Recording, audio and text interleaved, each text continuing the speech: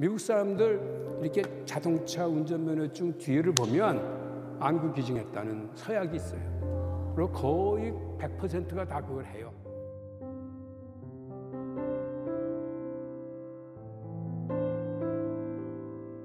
근데 우리나라 사람은 거의 없어요. 그래서 국내 각막을 구하기 어려운데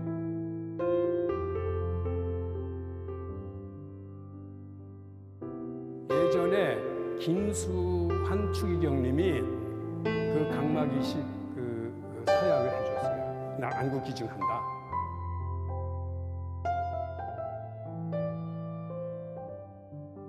그래서 그분 돌아가시고 나서 하나는 다른 분한테, 하나는 또 다른 분한테 안구가 기증되어서 두 분이 보고 살지요.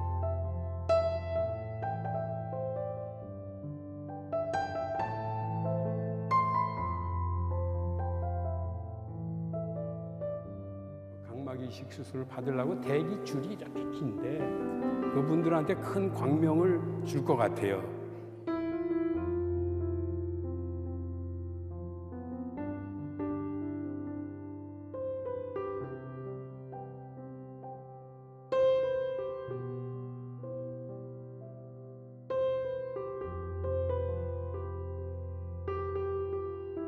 뭐 어느 병도 다 가능한데 그런데 백내장이 가장 흔해요. 우리나라에서 1년에 백내장 수술 받는 분이 얼마나 된다고 아십니까? 몇 명? 10만 명? 너무 많아요? 5만 명? 40만 명이에요. 그러니까 1년에 40만 명이나 받기 때문에 제일 흔한 거고 60대가 되면 한 50%에서 70대가 되면 한 80%에서 80대가 되면 거의 100%에서 백내장이 있는 거거든요. 그러니까 오래 사시면 누구든지 백내장에 걸리고 누구든지 백내장 수술을 하게 돼 있어요. 그럼 백내장에 대한 얘기를 좀 할까 그래요. 백내장은 제가 새끼, 그러니까 병아리 새끼라고 하면 되죠. 그건 욕은 아니니까.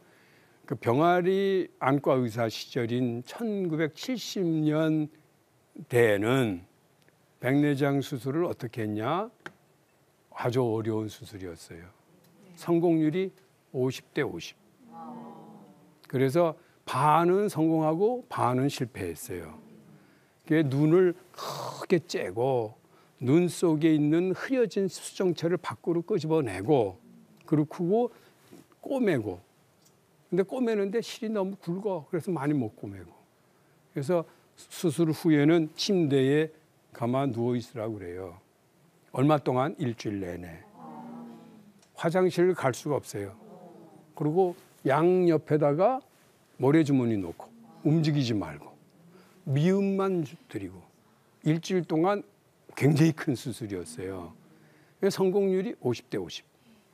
근데 1980년대가 되면서 수술 현미경이 생겼지 또 봉합사가 우리 머리카락보다도 훨씬 가늘어요. 그 가느다란 봉합사로 꼬맬 수 있지. 그다음에 초음파라는 게 생겨서 눈 속에 있는 렌즈를 이렇게 겉으로 꺼내는 게 아니고 그거를 초음파로 녹여요. 그래서 뽑아내니까 그리고 인공수정체라는 게 생겼어요. 그러니까 수정체가 전에는 안경을 썼어요. 이거를 뽑아내고 안경을 썼는데 지금은 눈 속에다 그 자리에다가 인공수정체를 넣어요. 그래서 성공률도 좋고 현재는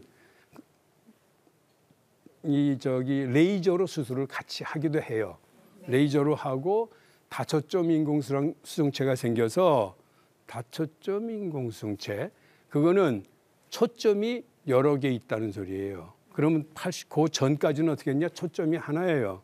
그러니까 수술하고 나서 안경을 쓰시는데 먼데 보는 안경이 하나 있어야 되고 또 가까운 데 보는 돋보기 안경이 또 하나 있어야 되고 그랬는데 지금은 다초점 인공수정체를 넣으니까 뭐 안경 없이 살아요.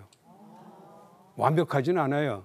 그 어머니가 주신 수정체만큼 완벽하진 않아도 그래도 이 수정체로 웬만한 일은 다 하실 수가 있어요. 그러니 안경 쓰고 다니시는 분들 이제 빨리 수술을 받으세요. 그러시면 안경 없이 설거지 할 때 뭐 머리카락이 어쩌고 뭐 그런 일들이 이제 없어지는 시대가 와서 요즘은 백내장 수술을 예전에는 개안 수술, 눈을 뜨게 해주는 수술이라고 그랬는데 이제는 성형 수술 개념으로 이 얘기를 해요. 근데 이러한 거하고 다르지만 백내장 수술은 3,000년 전에도 있었어요. 그래서 모형을 보면서 잠깐 수술에 대한 얘기를 조금만 더 할게요. 원래 눈 이렇게 있으면 이 눈 속에 투명한 렌즈가 있었거든요. 근데 이 투명한 렌즈가 이렇게 뿌연 렌즈로 바뀐 게 백내장이에요. 3,000년 전 수술은 이 그 꼬챙이 같은 날카로운 걸로 여기를 이렇게 찔러요. 찔러서 요 수정체가 눈 속으로 빠지게. 그럼 뭐 저절로 아물고 그러잖아요. 그러면 어떤 시력의 차이가 있느냐 하는 건데 이게 찐하면 아까 저분 보셨지만 전혀 안 보이던 게 손가락이 보여요. 그러니까 밥을 못 드시던 분이 젓가락이 보이니까 식사하실 수 있는 거거든요. 이게 엄청난 차이예요. 그게 3,000년 전 수술이고 그 뒤에 여기를 째갖고 요 흐려진 수정체를 뽑아내고 겉에 안경을 쓴 것이 1980년대까지의 수술이고 지금은 요거를 수술로 없애고 요 자리에다가 인공으로 돼 있는 단초점이나 다초점 인공수정체를 요 자리에 넣는 거예요. 그리고 꼬매지도 않아요. 이제는 다 아주 조그맣게 째고 초음파로 다 없애고. 그 우리가 스키를 타면요 눈 위에서 타지요. 그러면 햇빛이 비쳐서 눈에 비쳐서 자외선이 그대로 다 들어와요 우리 눈에. 도시에 살면 그런 게 없는데 바닷가에도 마찬가지고. 또 요즘은 그런 게 없던데 우리 어렸을 때는 저런 건 많이 있었어요. 길거리에서 씩 하고 뭐 용접하는 거 있잖아요. 그럼 신기하죠. 옆에 가서 이렇게 쳐다보고 있다가 그 자외선 때문에 각막이 화상을 입어요. 근데 이 각막은 굉장히 예민한 조직이 돼서 화상을 입었다 그러면은 그날 밤은 못 자. 떼굴떼굴 아프죠. 마시지도 못해 막 토하기도 해. 아마 그런 일이 그 사도 바울에게도 있었을 거다. 그래갖고 3일 동안 고생했으니까 많이 화상을 입었나 봐요. 그러고 나서 깨끗하게 나았냐? 그건 아니고 뭐 전도 여행 다니고 뭐 옥에도 갇히고 뭐 그러면서 피곤하고 힘들고 그러면 이 눈병이 재발했다가 또 조금 지나면 나으니까 또 편지를 썼다가 근데 편지 쓰고 싶은 생각이 많으니까 큰 글자로 또 썼다가 그러면서 조금씩 나빠져서 나중에는 못 보셨을 거다라고 저는 생각합니다. 그래서 이렇게 눈병이 이렇게 있어서 나중에는 이렇게 꺼멓게 안 보였을 거다. 그러면 현대를 만약 사도 바울께서 현대를 사셨다 그러면 각막 이식 수술을 받으셨을 거예요. 그 왼쪽에 있는 사진은 이식 전의 눈이고 저러면 거의 못 보거든요. 근데 오른쪽에 있는 거는 이식 수술을 해서 그 뭐 이렇게 까만 것들이 많죠. 그건 다 꼬맨 거예요. 그래서 저렇게 되면 시력이 한 잘 나오는 사람 1.0도 나오고요. 0.5도 나오고요. 왼쪽 같으면 아무것도 안 보이다가. 그래서 각막 이식 수술을 했으면 계속 사도 바울은 성경을 많이 썼을 거다 하는 생각을 해요. 요즘은 또 각막 이식 수술을 이렇게 전층으로 하지 않고 부분층으로 해요. 그래서 성공률도 좋고 많이 좋아졌어요. 근데 문제는 우리나라 사람들이 안구를 기증을 안 한다는 데 문제가 있어요.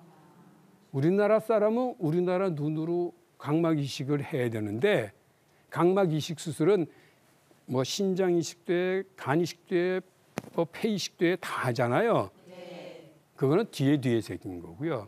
각막에는 핏줄이 없기 때문에 거부 반응이 거의 없어요. 그래서 아주 성공률이 높아서 제일 처음으로 이식 수술 그러면 각막 이식 수술이거든요. 근데 우리나라 사람은 각막 이식 수술을 안 해요. 그래서 각막을 미국에서 수입해요. 미국 사람들 이렇게 자동차 운전면허증 뒤에를 보면 안구 기증했다는 서약이 있어요. 그리고 거의 100%가 다 그걸 해요. 근데 우리나라 사람은 거의 없어요. 그래서 국내 각막을 구하기 어려운데 예전에 김수환 추기경님이 그 각막 이식 그 서약을 해줬어요. 나 안구 기증한다.